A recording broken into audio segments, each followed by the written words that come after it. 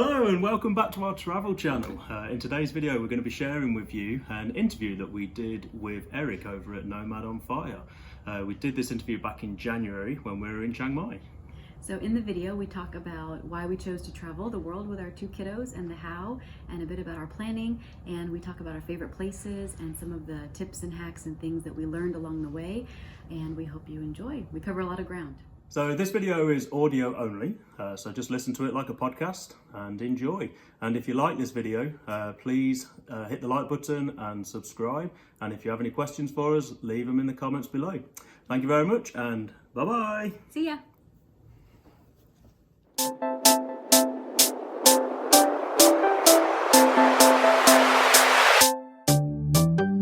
Welcome everyone to the Nomad on Fire podcast, the show all about the digital nomad lifestyle coupled with financial independence. We'll also be exploring tips and tricks on other lifestyle optimization strategies. I'm your host, Eric. Thanks for being here. Let's jump right in.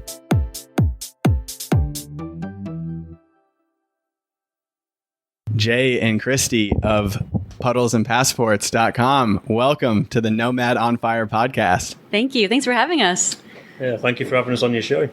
Absolutely. So we're just sitting down here in my apartment here in Chiang Mai, Thailand.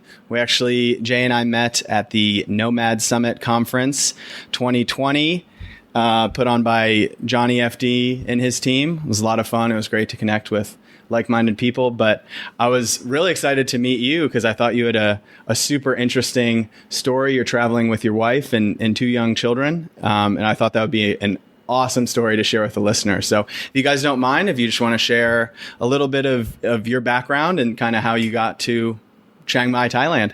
Sure. Yeah. Well, again, thanks for having us. We're excited to be here. And so I guess just for a quick background, I'm Christy. I'm from Maryland, which is near Washington, D.C., and Jay is from England. We met in 2004, got married in 2006, and so we've been married almost 14 years now. Yes. And our two children are Chloe, who just turned 5, and Camden, who's 20 months. And so they are our little travel troupe and who we are traveling the world with as we speak. In 2003, Jay started a youth soccer company. Do you want to touch on worldwide soccer? Yeah, so I came over to the States in 2003 and started a company called Worldwide Soccer. And originally the concept was summer camps, seasonal camps, school training. But it kind of evolved into setting up a youth soccer club in San Antonio, Texas. And it grew. We started out with, literally just doing a couple of individual sessions. And then one lady came to me and says, can you coach my team? And then somebody else came and said, can you coach my team? And then before I knew it, I had 4 teams. And next thing I knew, we had 52 teams, almost 800 players. And it kind of went kind of crazy for several years. So, and then fast forward to 2012, we bought some land in San Antonio and developed a soccer complex. We actually have the only cricket pitch that's in San Antonio right now. And then we ultimately decided to sell that business in 2017. And here we are today on this nomadic journey, traveling around the world with our kids and trying to figure out what's next. So. Yeah, we had always enjoyed traveling. Jay and I traveled a lot as a married couple for nearly a decade before we had children. And so while our travels were sort of closer to home and simpler when the kiddos were super young, once Chloe got a bit more independent and we had Camden, and we thought, well, before they get to be school aged, where they're, kind of looking to be in a classroom more full time, we thought, well, we can pick them up and travel now, or we can wait till they're in college. And we just thought, why not now? It kind of makes sense with our professional lives and with timing. So here we are. That's amazing. Very cool. Was there a catalyst to start living this lifestyle? Yeah, I think, as Christy just mentioned, we spent a lot of time prior to having children traveling. We'd visited, obviously, a lot of places in Europe, and we'd been to China and New Zealand and, a few different places. And we just really enjoyed the traveling concept, and we wanted to try and figure out if there was a way to spend a little bit more time on the road, an extended period of time traveling. So we talked about traveling, doing the trip we're doing now. We talked about it for 5 years, while we had the business and before we had kids, but the timing just never seemed right for whatever reason. So it was always in the back of our minds. So once we kind of found ourselves in a bit more of a position to do it, we made that leap and we did it. Yeah, we had talked a lot about how can we travel somewhat long term, 6 months to a year, while still running the soccer business from afar. And that never really seems to feel like it could work well or that we could be successful at it kind of long term.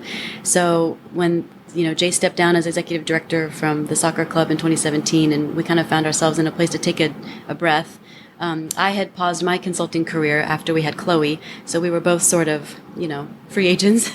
So we thought, well, what can we do remotely? Can we take the kiddos on the road? So that was it, yeah. Yeah, I think the interesting thing has been, though, because after we sold the business, I guess in my mind I was kind of like, oh, I'm probably not going to work now and just enjoy spending time traveling. But I found, me personally, maybe it's the entrepreneurial spirit that I've got. I need to be working. I found I get pleasure out of working, as strange as that may sound. Mm-hmm. So, which is where the idea of Puddles and Passports really came from. In fact, it originally started more of kind of like a journal. We wanted to document our journey, have something, that we could share with our kids when they were older, something that we could record.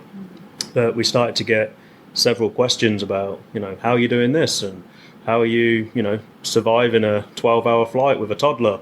Those kind of questions. So then we kind of like, well, we could actually potentially turn this into a business. And Christy really enjoys the writing side of things, and she's always enjoyed writing and editing. And I am not a technical guy. My background's in coaching soccer and running a soccer coaching company.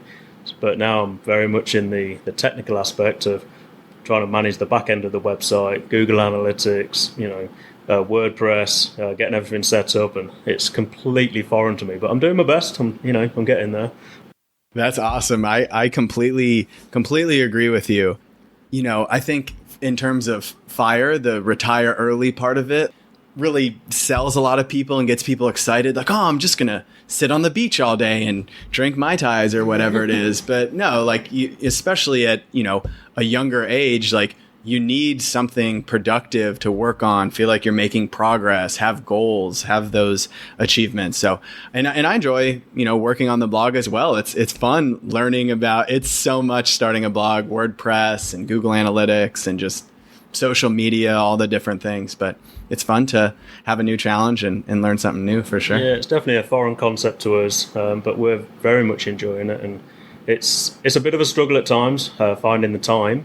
Believe it or not, here we are traveling around, but with the two young kids, with Camden waking up early, and whenever he wakes up, we all wake up.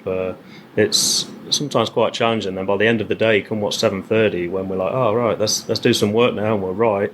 We look at each other and we're kind of like, let's just go to bed. Oh yeah, I can't imagine. What does a typical day look like, if you don't mind, in terms of work, in terms of schedule with the kids, traveling? So that has completely been a moving target. So we've been traveling for just over 4 months now. We left our home in San Antonio, Texas, the first week of September. So just over 4 months we've been on the road, and we've probably hit maybe 8, maybe 7 or so countries. So we've learned that staying in one place long enough to get your bearings and get a routine and a schedule in place has really been like a game changer, because the kids thrive on routine. We all thrive on routine. Jay needs work time, I need writing time, we need couple time, and we also need a ton of family time, because that's why we're on the trip. We have found that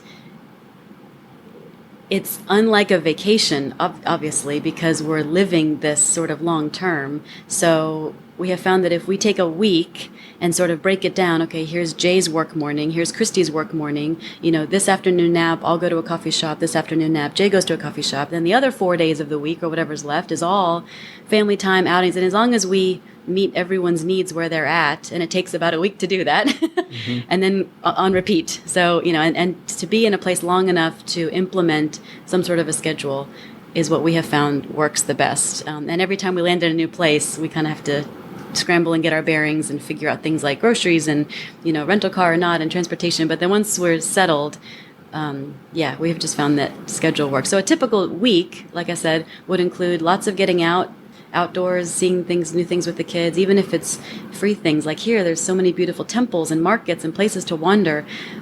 So we've been really blessed to be in places that offer so much uniqueness and so many sights and smells and friendly people on our doorstep. That's been so fun, And then, of course, there's the touristy things. Like we went to see the elephants last week for Chloe's birthday and got to interact with them, which was, a once in a lifetime kind of opportunity. So those are peppered in as well. But yeah, we're still working on the balance every place. Yeah, the ironic thing is when we actually set out on this journey, we always talked about spending 4 to 6 weeks in one location, and that was going to be the goal. But for whatever reason, the fall season, once we started, so we left in September and we flew into Italy, and then we were there for 2 weeks, 3 weeks. Then we went to Croatia, and for 1 week. And then... Because part of the reason why we went to Croatia was because we found out about the Schengen zone rule. So that kind of like threw us a loop, because now we had to be out of the Schengen zone for a period. Yeah, so the kids and I, because we have U.S. passports, we can only be in the Schengen zone for 90 days out of 180 days on a rolling basis, and so we were counting our days. Yeah, so we really found it difficult getting into that daily routine and having that perfect day, quote unquote, because we were always we felt like every week we were moving to a different place, and that was not what we intended to do. And unlike when we traveled before children, where we can rationalize with ourselves about jet lag, we can rationalize with ourselves about different foods or things, kind of coaxing 2 young children into the unknown all the time is fun, but also just takes longer. So the adjustment period is just longer when we land somewhere new, but that's part of the adventure. We made a bit of a commitment to each other that starting at Christmas, we really are, for the duration of this trip now, we will spend a month or more in each of the locations, so we can actually get settled, get on a schedule, make sure we're meeting all of our own needs, as from my standpoint, Christy's, Chloe's, Camden's, so we can have those perfect days. But as Christy says, it's really a perfect week is what we need. It's hard to get it into a day. Yeah. Although Camden gets a nap, that's a pretty good day for everybody. That's true. Oh, I can't imagine. It's been difficult just for me and Kelsey, my girlfriend, to get into a good routine, right? Just finding, grocery store, eating healthy, making sure you're getting exercise, time outside, enough sleep. It's a constant challenge. And all then of those things, yeah. Moving to a new place is, adds fuel to the fire, makes it even more difficult. But I think, for us, we've talked about staying even longer in each place, and that really seems to help. At least a month, but I think in the future, maybe even 3 to 6 months, I think we'd like to stay in a place if we really enjoyed it. But we'll see. I think it's really exciting to be in a place short term if you want to just hit the tourist spots, and you can do that. But if you really want to immerse yourselves into the culture and actually just take the time to take a step back and watch people and interact with the locals, and you kind of need to give yourself a little bit more time to really feel like you're living there. And we've been in Chiang Mai now since December 29th, and we're actually going to be leaving tomorrow. And what's the date? 23rd today, 24th today of January.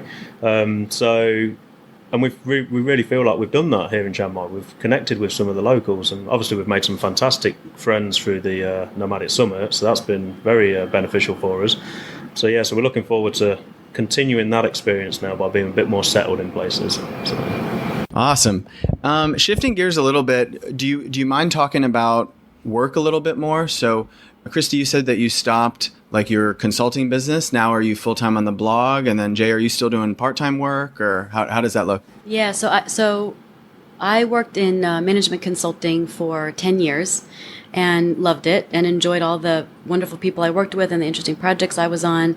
And I actually went back to work after having Chloe for a little while, but then decided that it would be a good time in my life to kind of take a pause, do a pivot, and explore the motherhood mostly full time. So I started that in 2015.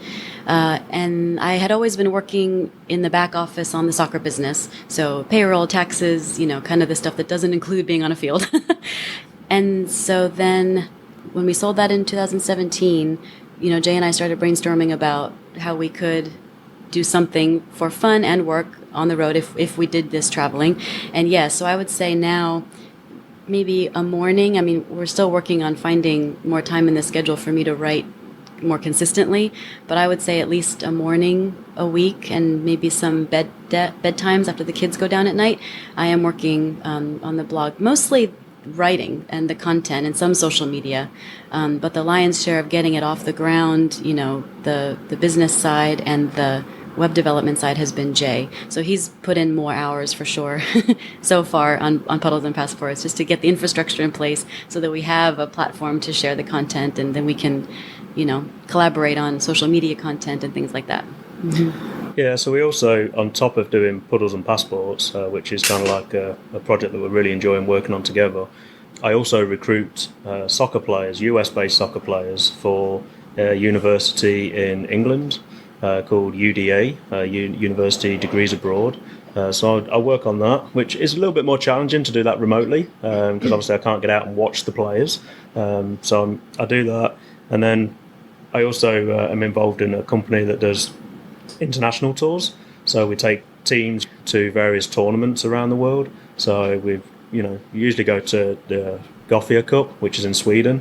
So we've done that a few times, and so I'm involved in that a little bit. So we have a few different side gigs that we're working on, but the one that we're really trying to get off the ground, and it's more of a passion project right now, that we hope to turn into more of a business, is our Puddles and Passports, and we want to really help more families just enjoy traveling and really understand the how to travel with kids.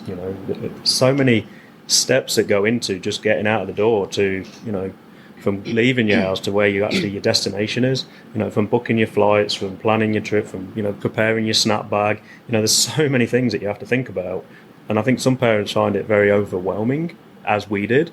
So we're kind of living it now and just sharing our experiences with it. So the successes and the failures.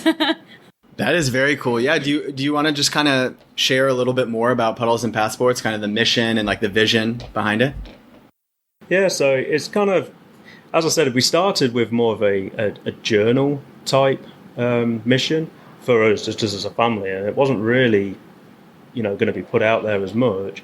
But because we were contacted by families asking just some questions about the how, we started writing about that. So like the most recent one we've just done was vacation rentals versus hotels, and what that means for a family. For us, what we've learned through being on the road for 4 months now is we need 2 bedrooms. We have 4 kids. We have a young kid. 2 kids. Sorry, you said 4 kids. Oh, I'm sorry. We have 2 children. Yeah, 2 children. Yeah. 4 people total. Yes. 4 people total. Yeah. So we've learned a lot about staying in different types of accommodation. So we're kind of sharing that story and sharing the whys and the pros and the cons.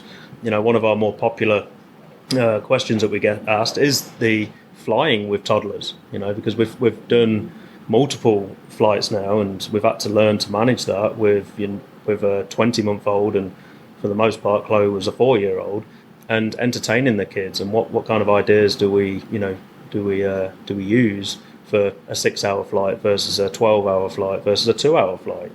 So that's been quite a popular topic that we get to discuss. Well, and I would say too that we've enjoyed following other families who travel, mostly on social media, and I find it to be such an inspirational, fun kind of community to interact with other families who are on the road, even before we left home long term.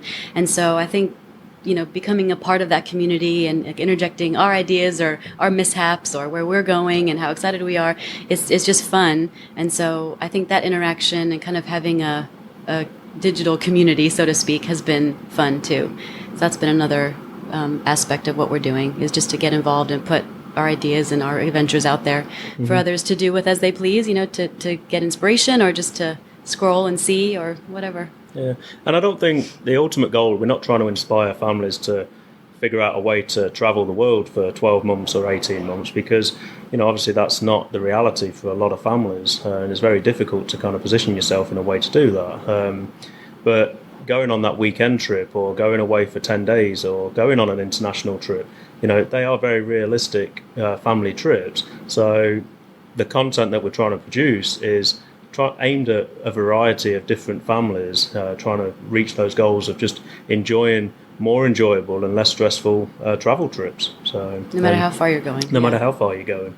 And we've certainly experienced the stress, so we've and we've certainly enjoyed the enjoyment of it. So we've got a lot of stories that we're trying to share, and we're by no means experts on this. We're figuring it out as we go, and we're just enjoying sharing our stories. I think travel sometimes can make the highs higher and the lows lower, That's right? for sure. You know, because you've got the excitement of a new place, new scenes, new people, new flavors. But then when someone gets sick on the road in a foreign country and you're having to use Google Translate at a hospital to get your daughter, you know, her symptoms read correctly, you know, that's a whole other level of low that you don't experience at home. So, you know, there are risks and benefits, right? And then every family chooses what's right for them.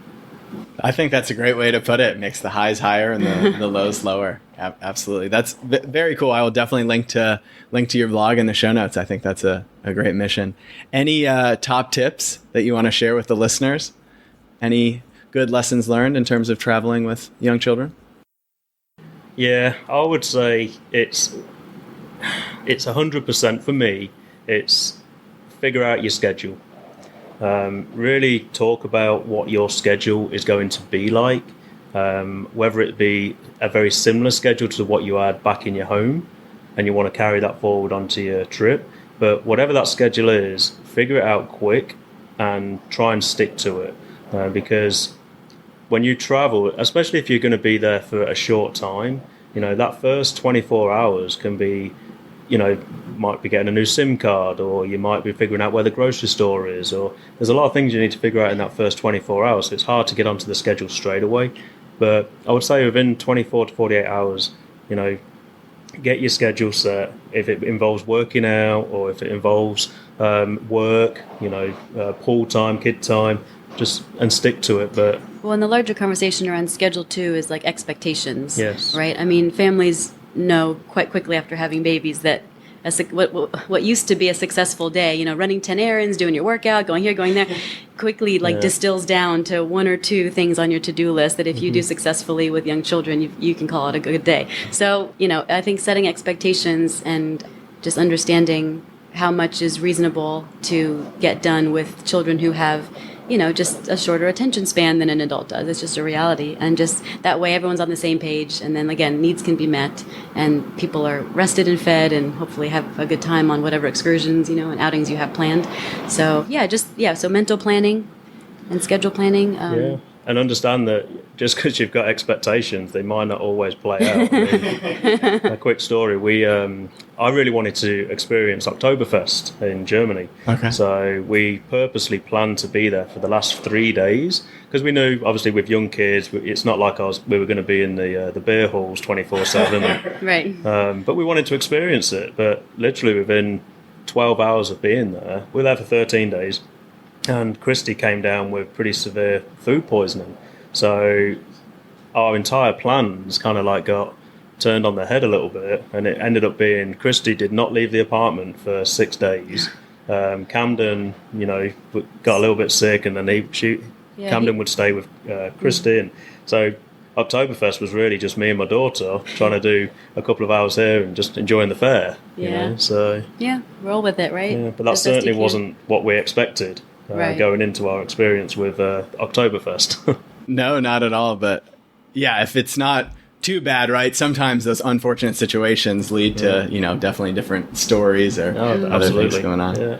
I wanted to ask you guys about finances, right? I think one of the main questions, you know, you get is, how do you afford to travel around the world, right? Especially how do you afford to travel around the world with a family? So if you guys don't mind, just sharing kind of about your finances, what your game plan was, and how you afford to travel around the world. Sure. Well, so I've always been a saver. And luckily, Jay was somewhat in that mentality too in general. So when we were younger and working before kiddos, we still made it a priority to sock away money, not just in retirement plans, but also, you know, in a savings account. For many years, we tried to live mostly on my wage, and then, you know, what Jay would generate from the business, because it was up and down and kind of unpredictable, we would try to sock away and save. So that's the mentality we kind of came into this phase of our lives with, which we believe has certainly helped. Currently, while we're traveling, we're renting out our home. We have 2 dogs at home, and so we found a great renter to help us kind of pay bills and keep things humming along at home and keep the dogs fed and, you know, entertained. We do have the soccer fields at home in San Antonio that Jay mentioned. So that's our only other, I guess you could call, real estate investment, so to speak, which generates some income. And then besides that, we've invested our money. We work with 2 brokerage firms where we have money invested, and they help guide us and help us decide how to meet our long-term goals.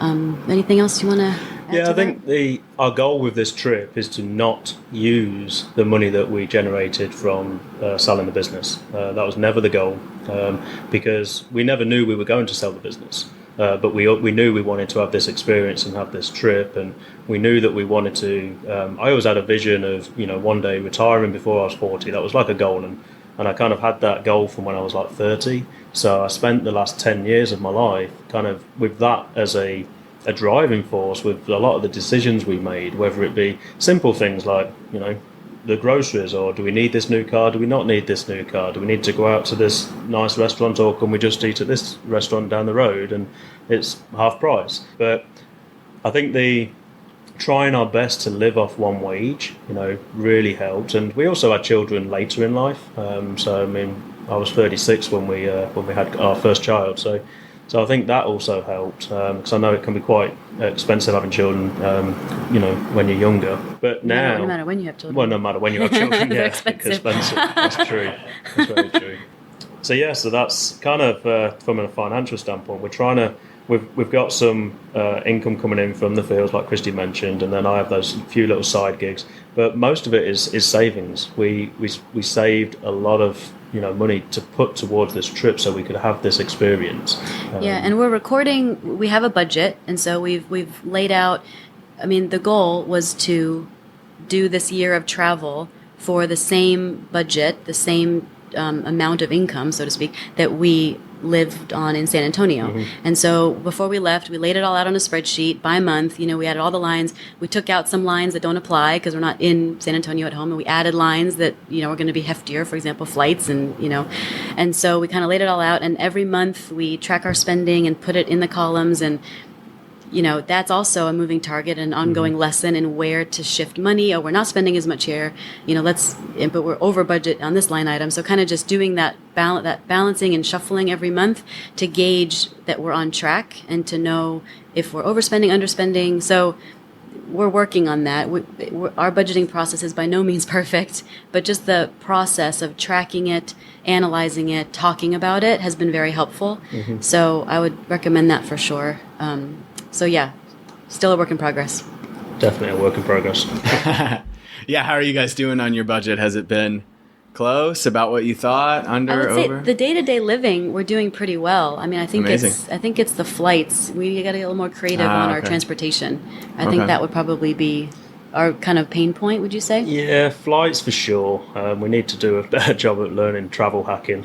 Travel hacking, So and we have miles too. So maybe for some of the longer haul flights, we need to get on, using miles earlier on, so we have options maybe. I think one of the things we've been guilty of is we had everything through Christmas all booked up. So before we left home. Before we left home. So from September through Christmas, all the hotels were booked, or Airbnbs, the flights were booked, some of our excursions were booked, we had a lot of things taken care of. But then we kind of started booking, well, where should we go next? And then where should we go next? While we were traveling, so like another job on the pile. And we were like, and it kind of got away from us a little bit. But we left those decisions a little bit late, so by the time we went to book flights, using air miles wasn't necessarily the best thing to do, because you pay a premium. You pay a premium the closer you are to booking.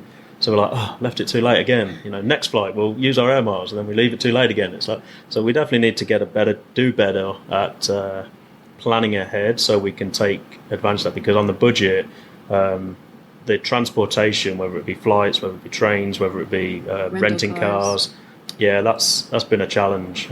But the day-to-day, I think we've pretty much nailed it so far. But the transport is kind of edging it up. Transportation, that's definitely a tough one. I've tried to do some travel hacking myself.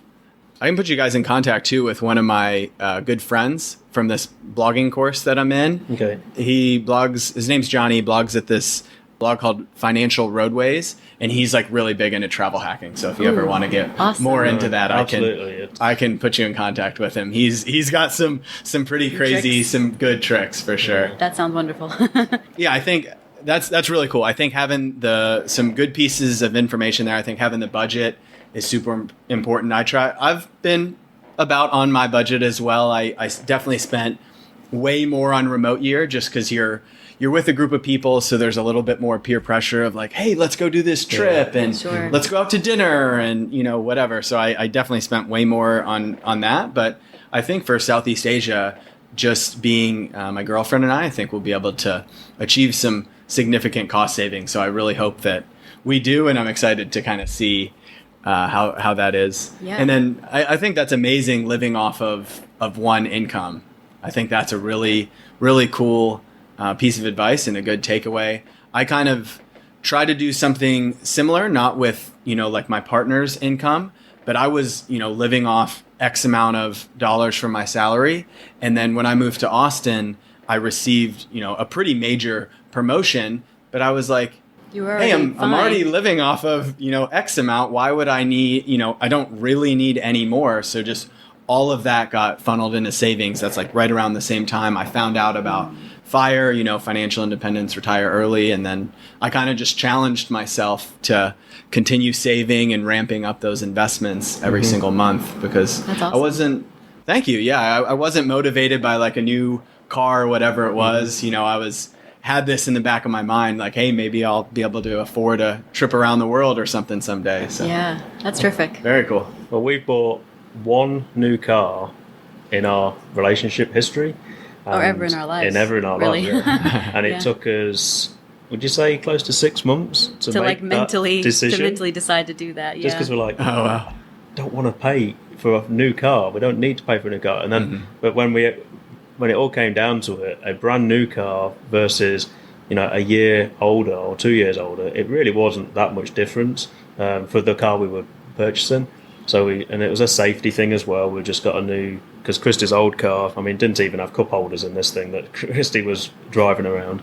So we made that plunge, but it took us a long time to make that emotional decision to spend on buying a new car because it was against what we believed in. So, but we did it, didn't we? So, and we're pretty happy we made that decision and we were in a position where we could make that decision, which made a difference. So let's shift gears a little bit. Let's talk about your guys' journey, like traveling all over the world. Is that the like kind of where you started, and then is that the game plan that you're gonna travel like all across the entire world? Yeah, so starting in San Antonio, Texas, I think one of the ultimate goals is to travel geographically, heading east, around the globe. And so we started in Europe. We went to Bologna, Italy for some time to enjoy the food and the beautiful porticos and architecture and churches, and people of Bologna were lovely. So that we started there, and then we headed to Cervia, Italy, which is on the coast, and I'll let Jay tell you why we went there. yeah, so I completed my first Ironman experience. I did the full Ironman. Congratulations, very cool. Thank you. It was quite the experience, and but we wanted to get that done before we started the trip.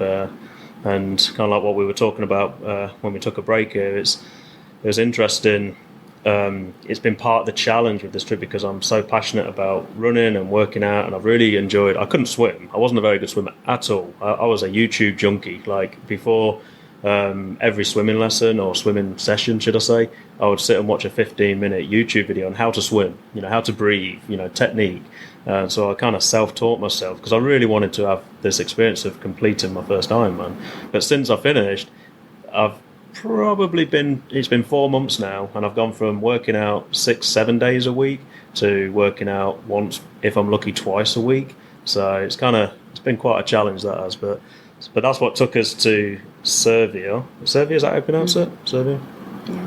And then from there we went to... From there we took an overnight ferry, which was kind of cool with the kiddos, ultimately, to Croatia, to Split, Croatia. And we spent just over a week there. That was amazing as well. And then we flew up to Munich and that's where Jay and Chloe got to enjoy Oktoberfest.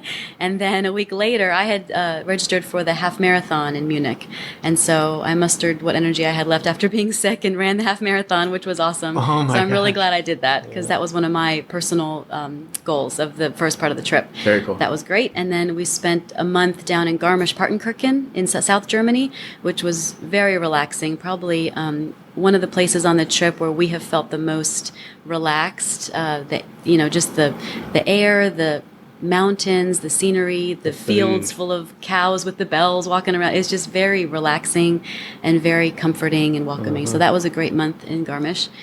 And then Budapest, and then the UK to see Jay's family, and then back to Budapest, and then here to Chiang Mai. After Budapest, we went to Germany. Our first house sitting gig was over Christmas in Plauen, Germany. So we were house sitting for a family that had 2 cats.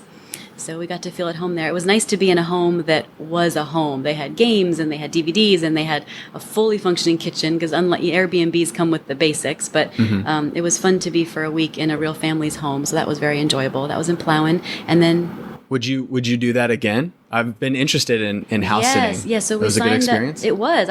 We would definitely do it again. We signed up on trustedhousesitters.com for an account. And it's pretty reasonable, considering if you get, a week's accommodation somewhere, it kind of pays for itself pretty quickly. And you can distill, or you can filter down what you're willing to house sit for. I mean, everything from farm animals to exotic animals to reptiles, and then there's cats and dogs. So you can create your profile and kind of weed out the things that you wouldn't be comfortable being responsible for. Some of the gigs are just watering plants. Yeah, okay. So it really runs the range. So that was fun. And then from Plauen, Germany, after Christmas, we came here to Chiang Mai. So this is our first stop in Southeast Asia, and glad we've had a whole month here to really acclimate and get our bearings and enjoy and explore our local neighborhood. So, yeah. Yeah, and then tomorrow we're going to be flying to Perth, Australia, and we're actually going to go down to Margaret's River, which is just south of Perth, and that's where we're going to be celebrating Christy's birthday.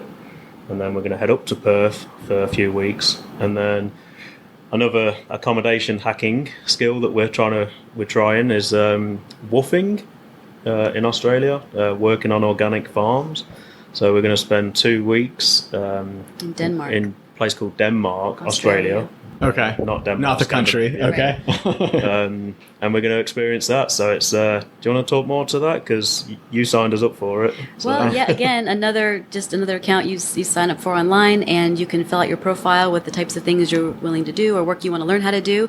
And we're traveling with kiddos, and so that filters down the host farms that are willing to accept families. And anyway, you just converse and talk about dates and the work involved. And I guess the farms can require or ask anything from 2 to 4 hours a day to 6 hours a day, maybe 5 days a week. They're all very different. They vary widely. So just another frontier to explore when looking for accommodation.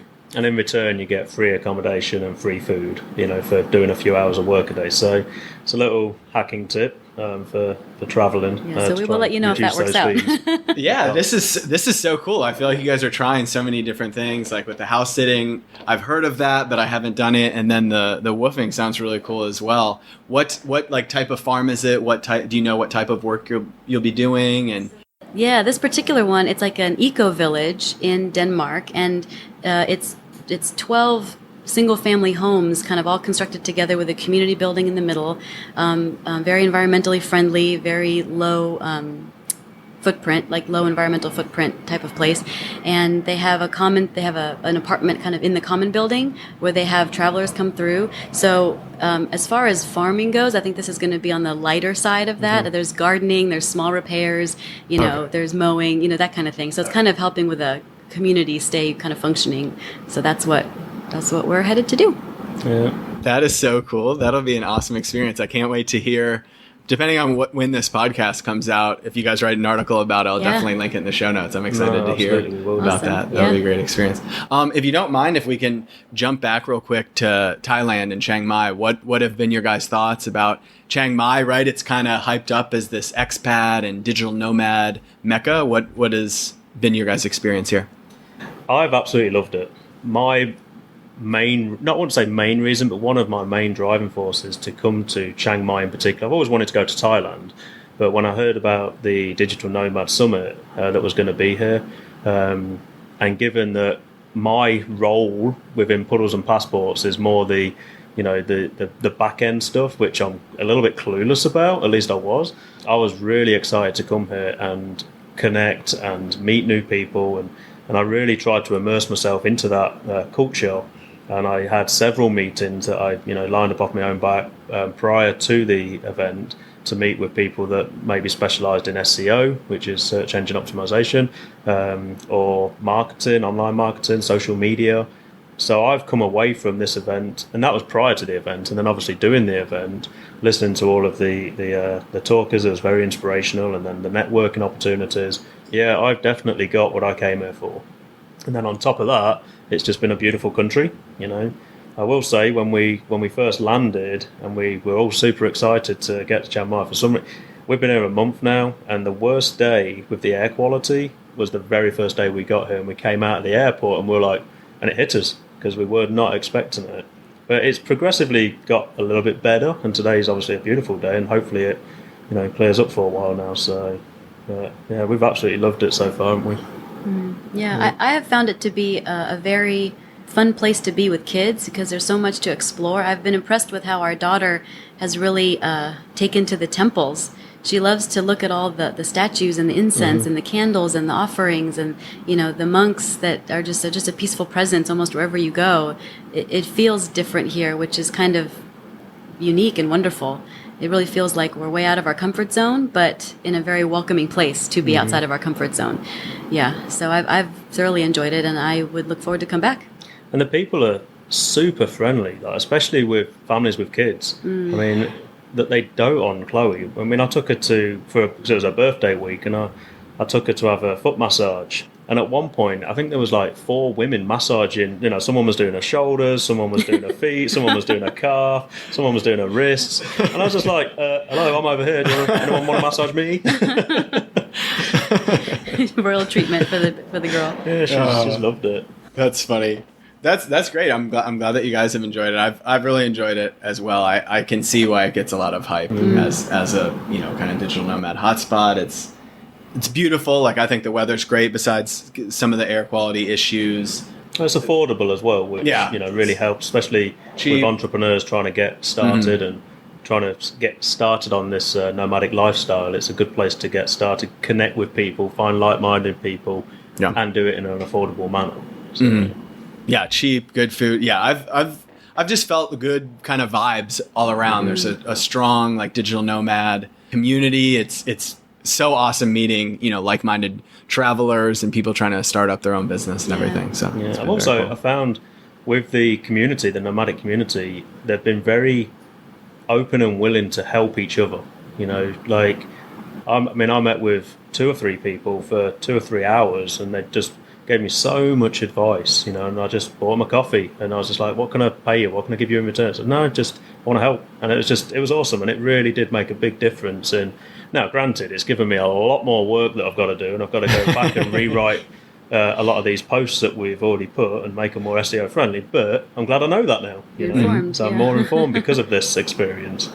Awesome. So then after Australia in the woofing experience, then what's next on your journey?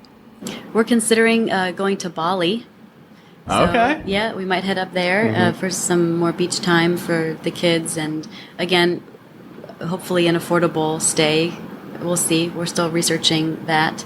And then in the interest of continuing east to kind of complete the full circle, we have New Zealand on our list. And this is where we've not booked anything yet, but our theory is New Zealand.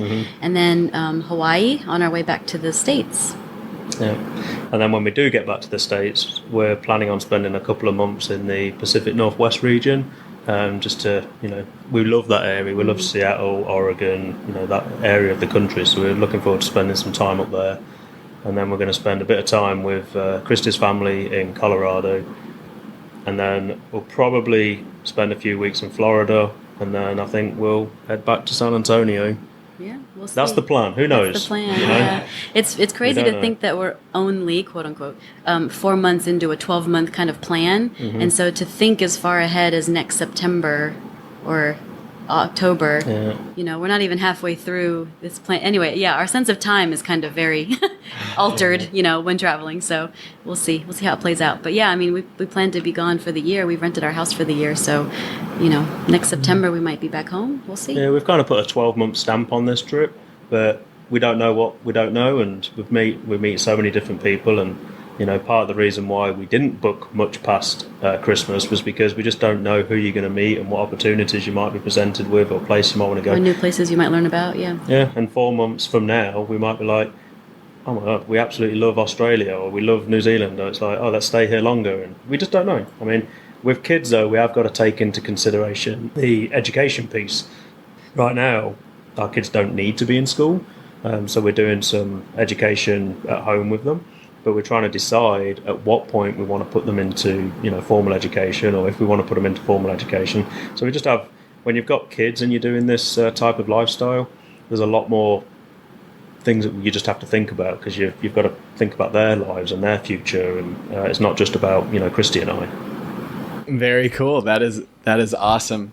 I feel like I have a few similarities. Kelsey and I are doing like Southeast Asia the beginning part of this year. I think after Chiang Mai, we're going to go to Bali for March, and then we might do Kuala Lumpur, Malaysia for April, May, but a little bit undecided. We've heard some mixed things about Kuala Lumpur, so we may go somewhere else for a month. But then, yeah, back to the States. In June, we have a few weddings, and then we may hang out just in the States. I want to see my parents in Michigan, and Kelsey's from Colorado, so we might be there as well.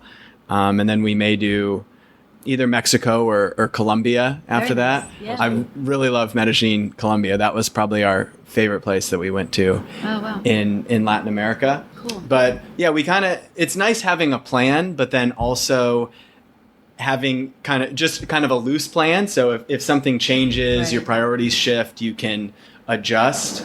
I think it'll be nice because when we go back in the summer for some of these weddings, that'll be about a year for us. So same thing, I think at that point, we'll kind of make the decision, hey, are we really enjoying this lifestyle?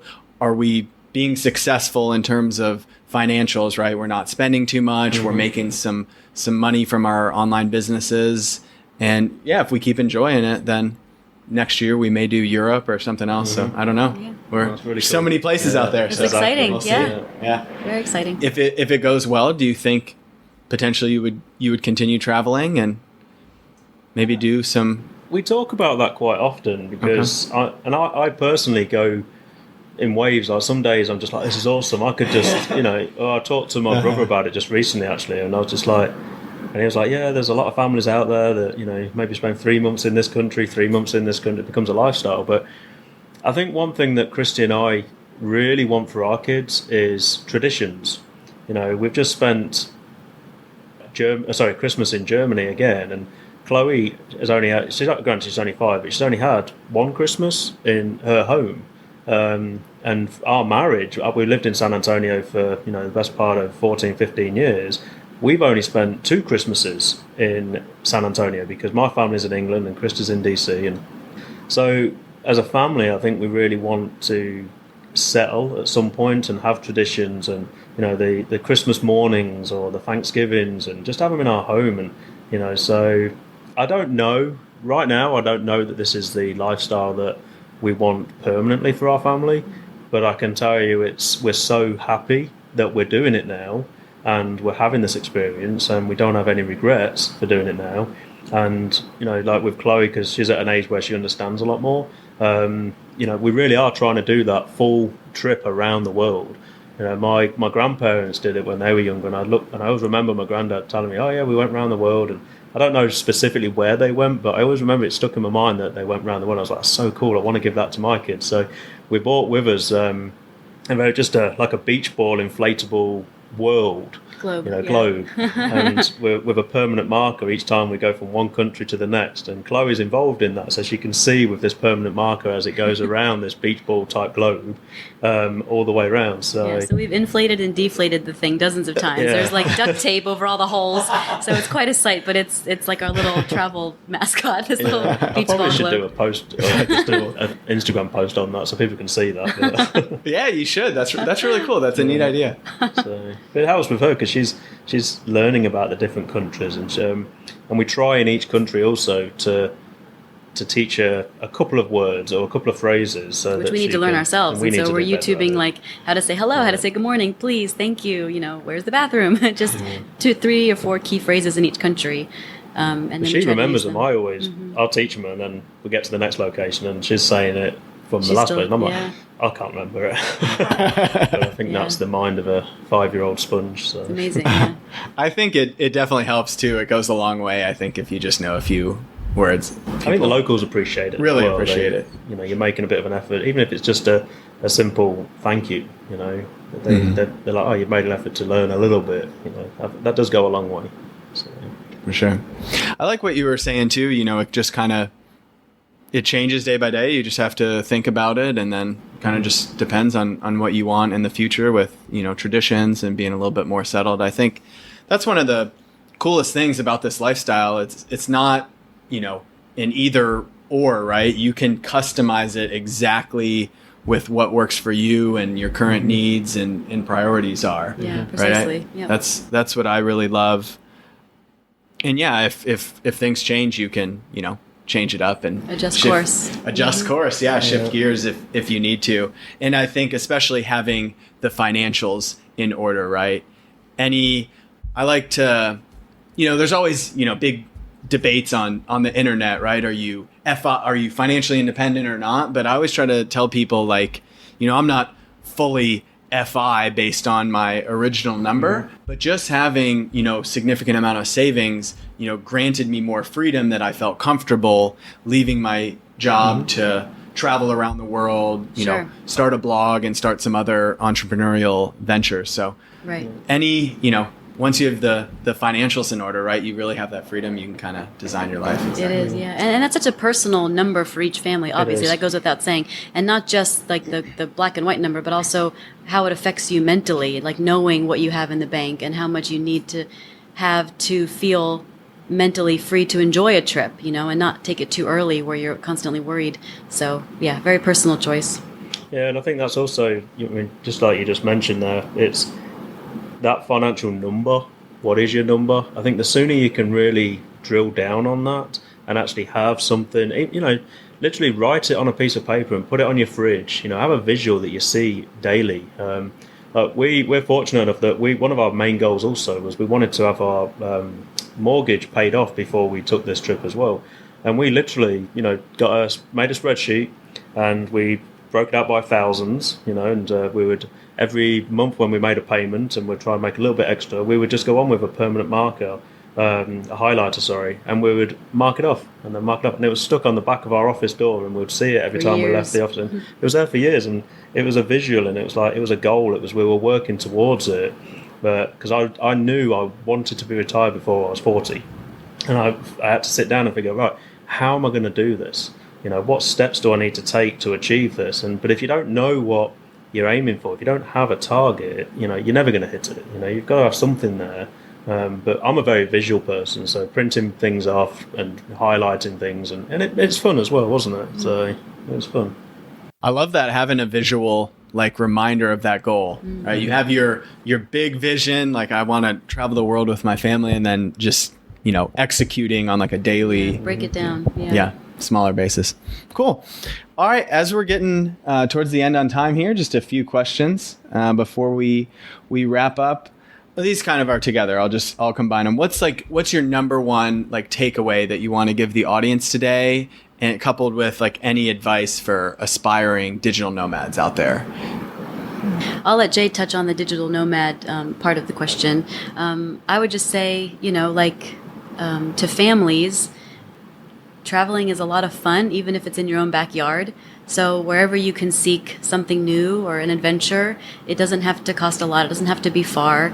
It could just be a 30-minute drive up the road to a new park or a new anything really, new splash pad. We just have one opened in New Braunfels in San Antonio. I took the kids to our splash pad last summer and they had a ball. So I just think that the spirit of adventure and exploring is just wonderful, and just encourage everyone to stick at it. And it does get easier the more you do it, just like anything. But I appreciate that it's not easy. So just try it. Yeah. I think from the digital nomad standpoint, if you really do want to experience this lifestyle, it's not for everybody. It's not something you can just write tomorrow. I'm going to book a plane ticket and I'm going to go and live in Thailand for 3 years. Because the reality is, how are you going to afford that? What work are you going to do? So if you're back home now and you've got a full-time job and you are interested in exploring the digital nomad lifestyle and traveling and trying to fund it through the work you're doing, start now.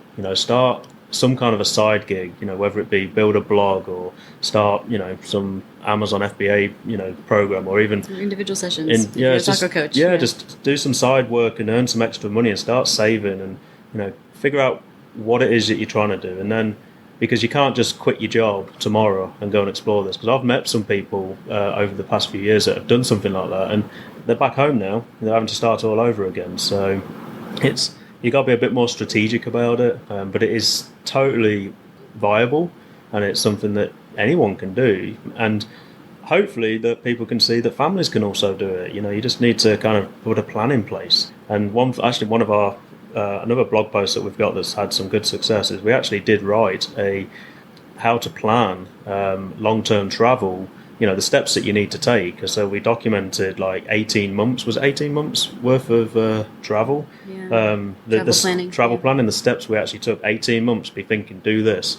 12 months, do this. 9 months, you need to be doing this, because figuring out where you want to go and packing your bags, that's the easy stuff, but you've got to figure out, are you going to rent your house out? Do you have dogs? What kind of insurance do you need to have for your house? Is it renter's insurance? Is it your homeowner's insurance? There's so many. Do you have cars? Do you need 2 cars? Do you want to sell a car before you leave? Are you going to have a car sitting on the driveway? Are you going to have that car insured? There's so many things that you have to think about before you take this leap. So we kind of put that together, which hopefully that will be a helpful resource for listeners out there that are looking to do this. Awesome. I'll definitely link to that article in the show notes. Cool. And then I know you guys kind of touched on it a little bit at the beginning, but what does a perfect day look like for you? Yeah. So if I had to distill it down to a day, I would say the kids sleep until 7. Let's start there. Everyone gets sleep. Okay. Just to be clear, we've not had a perfect day yet. Yeah, I know. Yeah. This is like our ideal. Okay. So the kids sleep till 7 a.m. So we have breakfast at home. We just find it's efficient, affordable. Everyone gets the right nutrition they need to start the day. Okay. Then we get out the door and we explore something in our new neighborhood or country or town, in a low-cost way. It could just be walking streets. It could just be finding a river, walking over a bridge, all these things. Lunch somewhere, and then in the afternoon we have quiet time. The kiddos take a nap. Jay and I can get some work done. I mean, it's very similar to perfect days at home, just in a new environment, really, just new things to see out the front door. But the basic bones of the schedule and the routine, because that's what we're all used to, is very similar, I would say. And then maybe a local dinner somewhere that's affordable but is a new flavor, So I might bring a snack in my bag for the kids that they recognize, but then I also present them with something new to try, and we just, figure it out, I think a more realistic perfect day that we have experienced is when our schedule goes to plan. Any day that our schedule goes to plan. That our schedule goes to plan. We talked a lot about the schedule and how important it is. So the days when our schedule actually, we get a workout in, we have nice healthy food, the kids get their rest in the afternoon, we get to have a bit of, grown-up time, as we call it, in the evening. That right now is a perfect day, but having the kids sleep till 7 a.m., I don't know that that's happening anytime soon. Well, he said perfect day, so I went for it. The elusive sleep for the mom. That's the goal. Awesome. So we have like the ideal vision of the perfect day and then like an actual perfect day in practice. Awesome. Cool. Jay, Christy, this has been so much fun. Thank you for being on the podcast. If people, really resonated with your story, they want to connect with you, they want to learn, more information about traveling around the world with the family, where's the best place that they can reach you at online? Yeah, so our website is puddlesandpassports.com. We're on Facebook, and our social media, our Instagram is at Puddles and Passports 4, the number 4. So you can reach out through any of those means. We'd love to hear from you and answer questions, or, let us know what you'd like to hear about, connect with us, or maybe we could cross paths. We love meeting new friends, so let us know what everyone's up to. Awesome. Well, I'll definitely link to those in the show notes. And again, thank you so much. This has been a lot of fun. Thank you for having us. It was a great time. Yeah, thank you. We really enjoyed it. Thank you. Thanks. Cheers.